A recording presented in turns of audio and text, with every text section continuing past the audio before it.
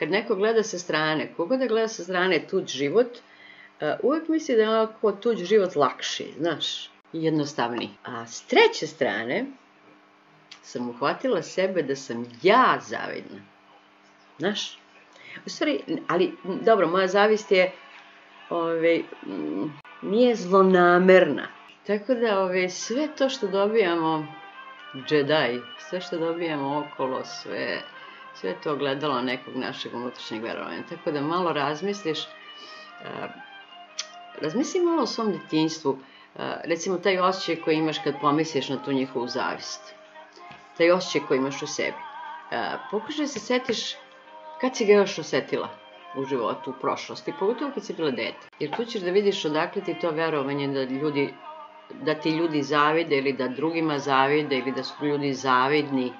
Znaš, pa da ti kažem, Jedi, ovo što sam ti sad ispričala za zavist, isto funkcioniše za sve teme u životu. Negde postoji neki, prvo, mi smo odabrali sve lekcije, ne znam koliko znaš, pre nego smo se rodili, mi smo odabrali sve ono što ćemo da prođemo u ovom životu. Ali dobra stvar je da mi to sve nešto možemo malo da ublažimo, da ne bude tako baš... Jedi, počela sam ti pričam o tome da sve u našem životu ide nekim tokom koji smo mi odabrali. Isto se odnosi na ono što smo malo pričali o zavesti, isto se odnosi na sve druge teme.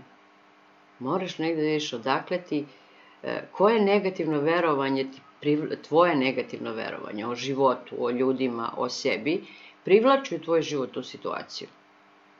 I onda se radi, to se malo radi na sebi, rade se koje kakve tehnike, tipa praštanja i ostalo, i onda to polako nestane, znaš, ili se promeni situacija, ili ljudi koji su takvi odlaze iz tvog života, ili iz njih izvučeš nešto lepo, nešto drugačije. Ovo što sam ti rekla, to jedino funkcioniš. Jedino je to način kako možeš da promeniš situaciju u svom životu. Da radiš na sebi, mnogo je lakše ako radiš s nekim. Znači, ako hoćeš da dođeš na Instagram, na privatne konsultacije i da poradimo, ćao Verice, da poradimo na tome odakle ti to i zašto se dešava i kako da to regulišeš, javi se na Instagram. A umeđu vremenu možeš i sama, malo je teže, ali možeš. Ja nisam imala pojma da ću da slikam. Pa pojma nisam imala. Dok nisam počela da radim na sebi. U jednom trenutku imaš, u radu na sebi, u jednom trenutku imaš ono kao da vidiš šta otprilike ti voliš da radiš u životu. Pošto je najbolje baviti se nečima što voliš. Tu onda imaš, znaš, kad radiš posao koji ne voliš, onda ti to, posle sat vremena si umoran. A kad radiš nešto što voliš, možda radiš 24 sata i budeš hip, znaš. I ja sam onda shvatila sve... A možete samo muziku malo da smanjite, ne čujemo ništa. Bravo, hvala ti. Sad ćemo da utišamo skroz. Eto, to. I, šta se dešava? Ja se setim da se, kad sam bila u osnovnoj školi, mnogo volala da crtam i mnogo sam volala likovno. Međutim, ja nacrtam nešto, naslikam nešto, sećam se, izvajala sam mačku, znaš kakva je lepa bila. Ja dobijem 4. I toliko sam bila frustrirana time, da je to bilo strašno. Ja se setim, pa ja volim da crtam, bre, sad ću da počnem da crtam. I nisam imala nikakav materijal, ništa. Jedna sam počela, skupila sam kartone, znaš ono od bombonjera. Da. Onaj karton običan. Znam. A mnogo mi se sviđalo kako izgledaju uljane boje. Jedna sam ja vodenim bojicama to crtala svašta nešto. I onda sam lakirala lako. I poklanjala sam ljudima za rođendane. Nego ja sam te vas da pitam, pošto vas ne znam, kako biste se opisali u 30 sekundi, kao, pošto, na primjer, imao sam zadatak za jednu firmu, da se opišem u minut, na primjer. Mislim da je bio minut. A to je bilo ono kao za posao, aplikacija? Da, kao u čemu sam dobar, šta znam i to, pa bih hteo od vas da čujem kako biste se vi, na primjer, opisali za 30 sekundi, na primjer, onako nespremni, tako su oni vršili taj test, na primjer, vi dođete i oni iznenada pitaju kao imate minut da opišete sve u čemu ste dobri. Ja bi tu navodila kvalitete, ono tipa koji su vezani za posao, naravno, da li si posvećen, koliko si posvećen poslu, da li posao nosiš kući, da li kakav kvalitet posla pružaš, u tom smislu, vjerojatno je to bilo pitanje, a? A ne, nije bilo u smislu za posao stručno, nego kao kako biste vi generalno svoju ličnost opisali. Da, vaše vrline i vaše mane, na primjer. Pa kako ja da ti kažem za tebe, mogu ti kažem za sebe, hoćeš o meni da ti kažem? Pa da, kako biste vi sebe opisali, na primjer da ste u firmi to, ali morate iskreno i manje i vrline, ne znam kako bi to... Ali imate, na primjer, 30 sekundi i onda je to vrlo onako... Ovako, znači moja jedina i osnovna mana je, u stvari imam dve mane, a to su da mrzim laži i pričutkivanje prevare i mrzim lažni autoritet. Znači, ne možete da mi dajete neke naredbe ako imate manje znanja od mene. A što se tiče mana, znači, totalno sam posvećena svemu što radim 300 na sat, to mi je najveća vrlina koju imam. Eto ti u 30 sekundi. A kako podnosite grupni rad i grupne projekte? Pa mnogo sam bolja kad radim samostalno, međutim, volim da radim u grupi, volim da delim posao, jer mnogo lakše onda, kako da kažem, kad je više umova uključeno, onda mnogo lakše dolazimo do rešenja. A? Može? Pa može, nego se ja nisam lepo snašao, ali... Pa nezgodno je, znaš šta, nije to, pogotovo što si već tamo u napetoj situaciji, mislim, dakle, meni sad ovde opuštenoj. Da, i nisi sam tamo, bilo je NATO, više nas je bilo. Od tvojih reči zavisi njihovo mišljenje, pa ti sad onda imaš frku kako sebe da predstaviš, ali mislim, znaš šta je najbolje u tim situacijama? Da staneš i razmišljaš, ali ono iskreno, šta stvarno misliš o sebi. Znaš, i mislim da je to najbolje uraditi, jer ono da ti sad nešto sebe predstaviš u boljem svetlu, pa onda dođeš na posao, sad nije bitno što će oni da misle o tebi, ako te prime, dođeš na posao i onda se susrećeš sa nekim, susretneš se sa ljudima i situacijom gde, mislim, možda očekuju od tebe, može tvoj šef onda... Dobro večer. Ćao, sačekaj samo sekund, molim te. Može tvoj šef očekuje sad od tebe da tu osobu koju si ti predstavio. Razumeš? I onda ti ne daješ sebi slobodu da budeš ono što jesi na poslu. Možda bi se bunio za neku nepravdu, ali si ti sebe predstavio kao neko ko je tolerantan, razumeš? I onda šta? Kako da se buniš? A čime se vi bavite ako nije tajno? Ja sam životni trener, u stvari duhovni trener, u stvari trener... Personalni? Ne znam kako da personalni trener, na primjer, za rad na sebi. Ne znam ošte kako bi to nazvala, pošto ovaj termin životni trener je tako izlizan, mislim, tako, ljudi prvo i ne kapiraju šta uopšte to podrazumeva. Drugo misle da sad će neko da ih uči kako će oni da žive, mislim, kao šta ti meni, ja znam kako ću da živim i tako dalje. Tako da, onaj indijski izraz guru je najbolji izraz za životnog trenera, znaš, da negde, jer guru te u principu ti daje tehnike koje mogu da ti pomognu da promeniš ono što želiš da promeniš u svom životu. Pa te što vas pitam, kako biste paralelu napravili između gurua, personalnog trenera i psihoterapeuta? Pa jedina razlika je tu, pazi, guru i personalni trener sad zavisi ko je kakav personalni trener i koliko znanja ima, koliko je, pazi, sad to ne zavisi od sertifikata koji on dobio tipa NLP ili ne znam od nekog. Psihoterapeut, oni ljudi imaju, i tu zavisi, tu postoji različiti psihoterapeuti. Neki su upoznati sa radom na sebi, ovim, kako da kažem, duhovnim delom, koji su poput, kao što je Jung bio. Jung je bio psihoterapeut, ali širokog znanja. Razumeš, koristio je različite tehnike, tako da ne može mnogo da... Jedina razlika je što je psihoterapeut završio fakultet. A Ovi ostali imaju životno iskustvo i učenje, ćao Davide, i učenje kroz koje kakve tehnike i kroz koje kakve knjige, znaš. To je jedina razlika. U fakultetu.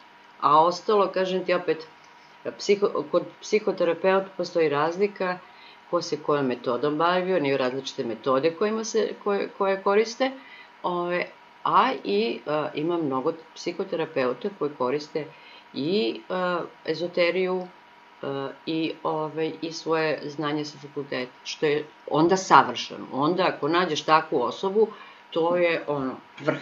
Ali teško je pronaći balans, ja bih rekao, sad, samo najbolji to mogu, verovatno. Pa nema tu najbolji ili nebolji, znaš, to sad, znaš kako kažu, studiraš psihologiju ako imaš lične probleme, znaš, ista stvar je u radu na sebi, učiš o radu na sebi ako imaš lične probleme. I onda iz svojih ličnih problema krećeš u to, a onda polako stiče znanje. Hvala za Davida i hvala Klosta. Klosta. Stičeš polako znanje, znaš, i razvijaš se. I to je i za psihoterapeuta isto, mislim, i oni ljudi imaju svoje živote, isto rade na sebi, kroz svoje znanje, kroz proširivanje znanja, znaš. Imaš juče sam baš pričala o Levu, ovo je jedna turska serija, drugo ja, podsjetila me ovo jednom, kako se zove serija, gde se radi o tim nekim, to se zove tehnika porodične konstelacije, tipa naš život trenutni i šta nam se dešava, u mnogome zavisi od naših predaka, 7 generacije iza šta se dešavalo. I sad imaš taj čovek koji je to osnovo, tu, tako da kažem, metodu u psihoterapiji, ili ti u koje god terapije, nije ni bitno koji je osnovu tu metodu, on je čovek psihoterapeut. Tako da, mislim, da smo živjeli u njegovo vreme, pa da, mislim, s njim imamo posla, bilo bi fenomenalno. Ali zato vidim da dosta ovih psihoterapeuta proučava te knjige o radu na sebi, znaš, i tehnike i počinju da koriste. Znaš, mada ih je malo sramota da ih koriste, ali počinju. Može još jedno pitanje, verovatno vi to znate i možda ste upućeni i imate neku dobar savjet. Kako se izboriti sa stresom i, na primjer, u konkretnoj situaciji kada trebate da radite nešto dok vas drugi posmatraju?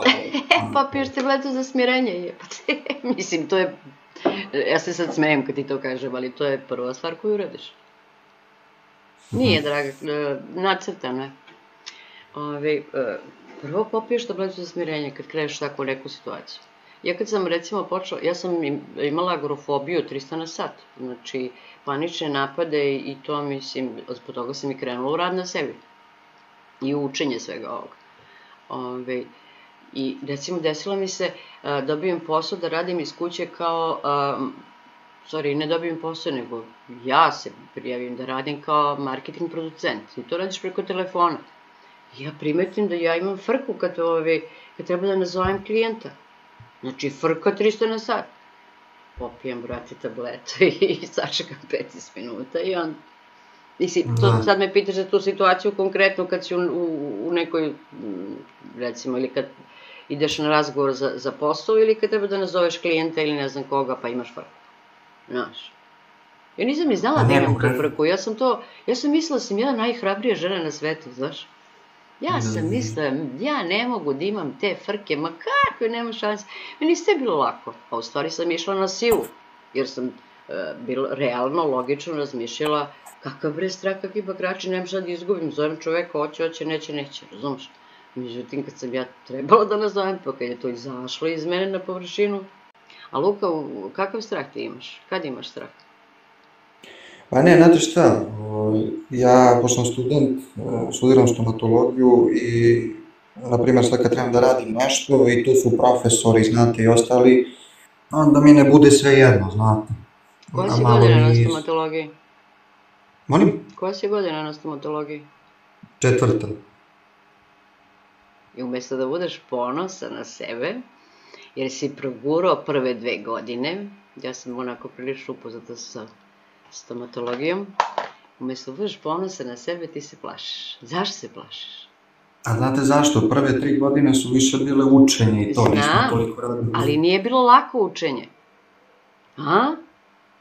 To je jedno. Druga stvar, ti tu sad još uvek vežbaš. Sad ja tebi pričam i šta ja mislim o svemu tome. Da, naravno. Ti si tu da vežbaš, ti nisi profesionalac, ne očekuj od sebe perfekciju. To je naš osnovni problem, generalno ljudi. Mi očekujemo od sebe da budemo perfektni u svemu, iako nismo ni probali još. I zato imaš taj strah. Što očekuješ od sebe da budeš perfektan. Ma nemoj da budeš perfektan. Pogreši, dozvoli sebi da pogrešiš. Kako da te nauče ako ne pogrešiš? Kako da naučiš? Kroz greške se uči, vežbom se uči. A ti si tu došao da vežbaš. Tako? Ti došao da vežbaš i očekuješ da budeš savršen. Moraš kako kažem, da daš sebi dozvolu da grešiš, da daš sebi dozvolu i vreme da učiš, da vežbaš. A ovo usporo ti kažem, uopšte nije loš savet, ono što sam ti rekao, da kad treba da se nađeš u takvoj situaciji, popiješ tabletu za smirenje. Da bi mogao, kako kažem, da bi izbegao ono da imaš, ne znam, ti se trese ruka, da ne možeš ništa da uradiš i to. Kapiraš? Sve se slažem, u potpunosti je tako. Ja volim da crtam. Zašto se izvinjaš, nije problem uopšte. Ja volim da crtam, ja crtam tako, crtam ili ružu, ili crtam onako kao čokot, kako se to kaže, ili ovde zvezde ili srca ili nešto tako. Volim. Ja sam to radila, ljudi nisu tetovirali lice uopšte. Mislim, poprilike pre 20 godina. I sad skoro mi je došla jedna drugarica i kaže, kaže, videla sam nekog istetoviranog po licu, setila sam se tebe, kaže, ti si to radila kad niko u životu to nije radio. Za svaki posao, to sam skontala, za svaki posao ne možeš bez 4 sata. Slikanje, crtanje, rad ovde na TikToku, live neki, nešto, bez 4 sata nema ništa. A moj učitelj, ajde da prvo kažemo, moj učitelj ovaj trenutni, Pašupati, on ima isto taj fazon. On radi 4 sata, pa onda ima pauzu, ručak, ne znam, vežba, ovo ono, pa onda nastavlja još 4 sata. I vrlo pametno, vrlo pametno. Jer recimo ja ovde 4 sata izdržim bez problema. Kako prođe 4 sata, Boga mi više ne mogu. Tako da je 4 sata, slikanje možeš i više od toga da radiš, pošto ja mogu, zato što volim da slikam.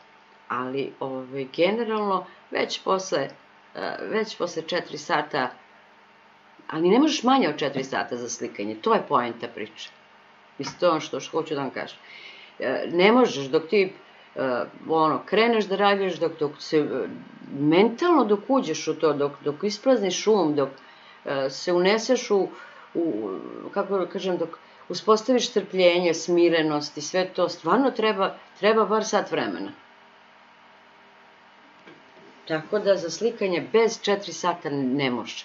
Znači ne možeš da krećeš da slikaš ako nemaš 4 sata da odvojiš. Drogon, šta ti imaš protiv moje tetovaže? Šta tebe briga za moju tetovažu? Ajde, šta tebe briga za moju tetovažu? Znaš kako, Turci imaju super izraz. Njihov izraz je sanane. Šta te briga? To je super izraz u turskom jeziku. Ili onaj, isto je u tom fazonu, kim se san? Ko si bre ti? Neka ga nek priča, pusti ga, Franka. Nek priča šta god dođe. Uopšte se ne uzbuđujem. Samo pomisliš u svojoj glavi, ko si bre ti? Evo ga oktobar.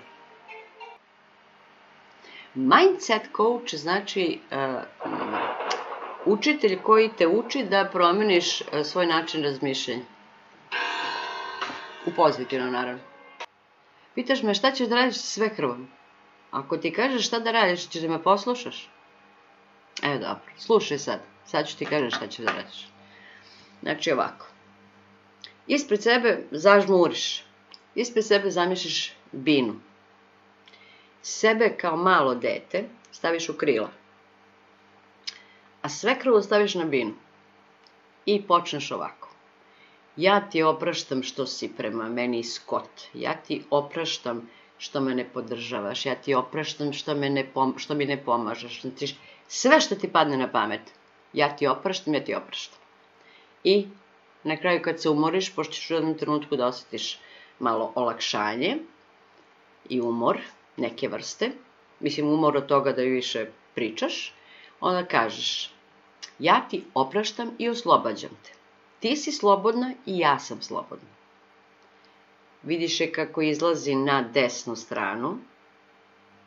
Da li ovo desno jeste? Na desnu stranu izlazi iz te bine i odlazi.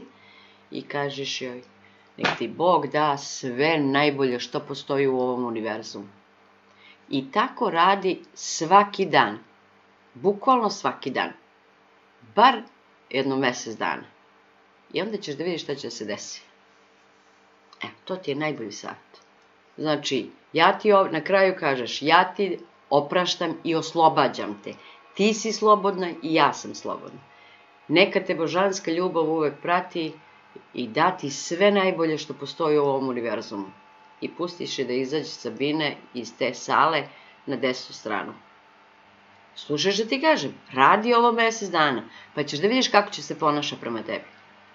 Da li će da se isto ponaša prema tebi ili drugačije. Može i dalje da te mrzi, ali ćeš da izvučeš iz nje nešto lepše. To jedno. A drugo, tokom tih mesec dana praštanja njoj, primetit ćeš zašto radi stvari koje radi. Osetit ćeš to. I mnogo ćeš bolje da je razumeš, pa ćeš onda manje burno da reaguješ na to šta ona radi. Neće toliko da te boli. Razumeš? To je, znači, svaki rad na sebi mora da ima taj deo praštanja. A to nije, ćao Zizi, to ti njoj ne praštaš, slušaj me vama, user, obrati pažnju. Nećeš ti njoj da praštaš i da radiš tu vežbu, i da počneš da se ponašaš prema njoj super, kao anđeo da budeš super prema njoj. Ne, ne zbog toga. Ne radiš to da bi ti postala, ne znam, da bi se ti bolje ponašala prema njoj, nego da bi oslobodila iz sebe potrebu za ljudima koji se tako ponašaju. Razumeš? Znači, nema sad ti kao radiš tu vežbu i sad se ti prema njoj ponašaš kao ja, sve krvice moje, pile moje. Ne. Nije poenta da ti postaneš anđeo, nego je poenta da svoju energiju vratiš. I time ćeš iz nje da izvučeš nešto drugo i neće se ponašati tako ko nenormalno. Jer to je nenormalno ponašanje. Realno to je nenormalno ponašanje.